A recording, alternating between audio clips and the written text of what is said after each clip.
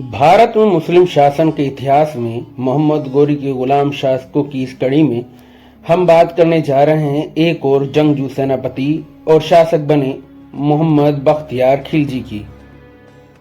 अस्सलाम वालेकुम दोस्तों, मेरा नाम है मोहम्मद उबैद खान और आप देख रहे हैं उबैद खान रिकॉर्डिंग। इख्तियार अल दीन मोहम्मद बख्तियार खिलजी, जिन्हें बख्तियार खिलजी के नाम से भी जाना जाता है, एक तुर्क अफगान थे। गोरी शासक मोहम्मद गोरी की सेना में सेनापति थे। उन्होंने बंगाल और बिहार के मशरकी भारतीय इलाकों में मुस्लिम सेना की जीत की कवायद की यानी के नेतृत्व किया और खुद को उनके हुक्मरान के तौर पर कायम किया। वह बंगाल के खिलजी खानदान के संस्थापक थे, जिन्होंने 1203 से 1227 तक थोड़े वक्त के लिए बंगाल पर हुकूमत करी थी। बख्तियार खिलजी की पैदाइश और देखभाल आज के दक्षिणी अफगानिस्तान के गारमसीर हेलमंद में हुई थी। वह खल्ज कबीले से ताल्लुक रखते थे, जो तुर्क मूल का है, जो 200 साल से ज्यादा सालों तक दक्षिणी पूर्वी अफगानिस्तान में बसने के बाद खिलजी कबीला बना। अपनी शुरुआती सालों के दौरान बख्तियार काम की तलाश में गजनी और दिल्ली गए।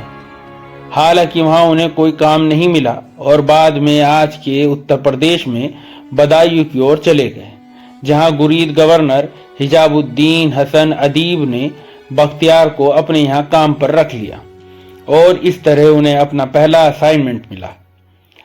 बख्तियार खिलजी किसी अनजान बैकग्राउंड से नहीं आए थे।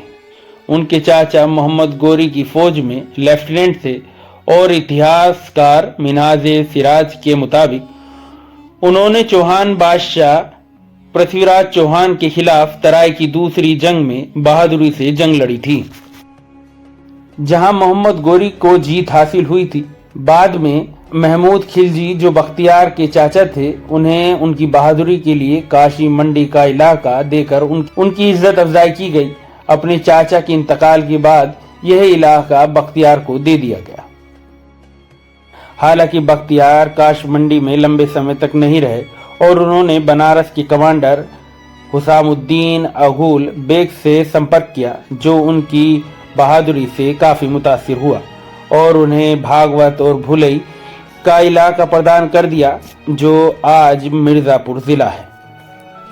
बंगाल और बिहार में मुहिमों से पहले अपने शुरुआती करियर में बख्तियार ने आज के उत्तर प्रदेश के इलाकों में छोटे गाड़वाला सरदारों को बेघर कर दिया और वहां से मनेर और बिहार पर हमला कर दिया,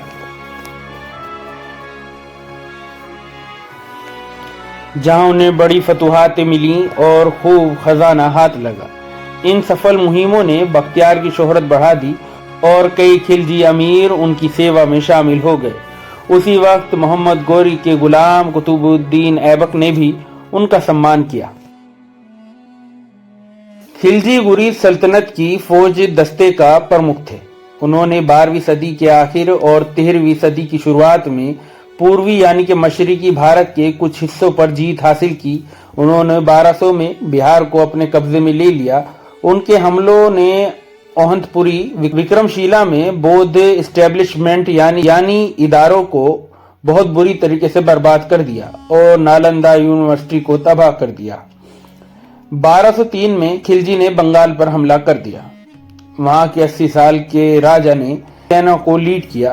राजा लक्ष्मण सेना खानदान के पतन की स्थिति में था और अधिक मुकाबला नहीं कर सका। ऐसा कहा जाता है कि जैसे ही खिलजी नवदीप शहर पर आया, वह इतनी तेजी से आगे बढ़ा कि उसकी सेना के केवल 18 घुड़सवार ही टिक सके। छोटी भीड़ बिना किसी चुनौती के शहर में दाखिल हो गई और राजा और उसकी फौज को चौंका दिया। इस वजह से राजा लक्ष्मण सेना को अपने जासूसों के साथ मशरकी बंगाल की ओर भागना पड़ा। खिलजी बाद में गोड़ा पर कब्जा करने आगे बढ़ गया। उसने बंगाल की राजधानी और उसके ज्यादातर हिस्सों को जीत लिया। इख्तियार अल दीन मोहम्मद खिलजी ने 1206 में तिब्बत पर हमला करने के लिए देवकोट शहर छोड़ दिया और अली मर्दन खिलजी को पूर्वी सरहद की हिफाजत के लिए छोड़ के गया। बख्तियार खिलजी की फौज को चुम्बी घाटी में तिब्बती गुरिल्ला बलों के हाथों तबाह करने वाली हार का सामना करना पड़ा, जिसकी वजह से उन्हें केवल 100 जिंदा सैनिकों के साथ देवकोट में पीछे हटने के लिए मजबूर होना पड़ा। जब बख्तियार खिलजी देवकोट में बीमार और थके हुए थे तो अली मर्दान खिलजी ने उनकी हत्या कर दी। खिलजी सरदारों ने तब मोहम्मद शिरान खिलजी को बख्तियार खिलजी का वारिस बनाया। शिरान खिलजी और सूबेदार औलिया खान की लीडरशिप में वफादार सैनिकों ने अली मर्दान खिलजी को कैद करके बख्तियार की मौत का बदला लिया। हालांकि अली मर्दान कैद से दिल्ली भाग गया और दिल्ली के सुल्तान कुतुबुद्दीन ऐबक को बंगाल पर हमला करने के लिए उकसाया, जिसने शिरान खिलजी को गद्दी से हटाने के लिए अवध के गवर्नर कायमाज रूमी के अधीन एक सेना भेजी। शिरान दिनाजपुर भाग गया, जहां बाद में उसका इंतकाल हो गया। गयासुद्दीन इवाज खिलजी ने हमले में सहायता की और 1208 में बंगाल का गवर्नर का कार्यभार संभाला, लेकिन कुछ ही समय बाद उन्होंने खुद अपनी मर्जी से अली मर्दन को सत्ता सौंप दी, जब अली मर्दन 1210 में दिल्ली से लौटे। हालांकि बंगाल के अमीरों ने 1212 में अली मर्दन के खिलाफ साजिश रची और उसकी हत्या कर दी। इवाज खिलजी ने फिर से सत्ता संभाली और दिल्ली सल्तनत से अपनी आजादी की घोषणा कर दी। मोहम्मद बख्तियार खिलजी ने खुतबा पढ़वाया और अपने नाम के सिक्के चलवाए। बख्तियार ने अपने दौर में बहुत सी मस्जिदें, मदरसे और खानगाहों को बनवाया। उसी को नकल करते हुए उसके आने वाले और शासकों ने भी ऐसे ही मस्जिद और मदरसों का निर्माण कराया। यह दास्तान थी मोहम्मद बख्तियार खिलजी की। आज का ये ब्लॉग हम यहीं ख़त्म करते हैं। आपको हमारा ब्लॉग कैसा लगा प्लीज़ हमें कमेंट्स में ज़रूर बताएं। प्लीज़ चैनल को लाइक करें, सब्सक्राइब करें और हमारी आने वाली वीडियो को देखने के लिए बेल आइकन के बटन को प्रेस करें। शब्बा खैर।